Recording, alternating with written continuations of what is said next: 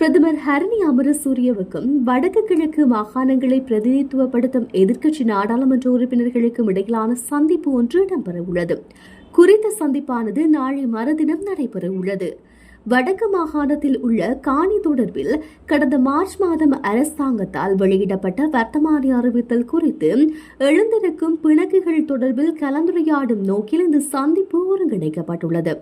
காணி நிர்ணய கட்டளை சட்டத்தின் 4ஆம் பிரிவின் கீழ் திகதியிடப்பட்ட 2430 இலக்கமிடப்பட்டு பிரசுரிக்கப்பட்டிருக்கும் வர்த்தமானி அறிவித்தலில் வடக்கு மாகாணத்தில் மொத்தமாக 5940 ஏக்கர் காணிகளை 3 மாத காலத்துக்குள் எவரும் உரிமை கோராவிடின் அவை அரச காணிகளாக பிரகடனப்படுத்தப்படும் என அறிவிக்கப்பட்டுள்ளது.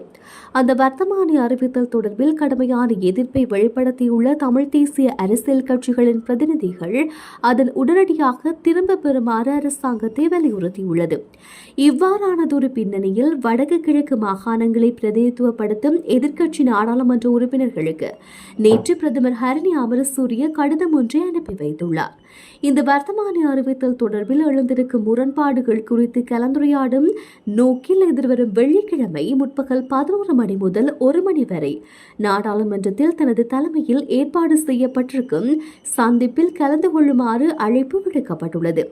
காணி நிர்ணய கட்டளை சட்டத்தின் பிரகாரம் வடக்கு மாகாணத்தின் காணிகளை நிர்ணயம் செய்வதற்கான இலக்கம் 2430 மற்றும் திகதியிடப்பட்ட இலங்கை ஜனநாயக சோசலிச குடியரசின் வர்த்தமானி அறிவித்தலின் பிரகாரம் அந்த மாகாணத்திலும் கிழக்கு மாகாணத்திலும் காணி நிர்ணயம் தொடர்பான பிணக்குகள் எழுந்துள்ளன.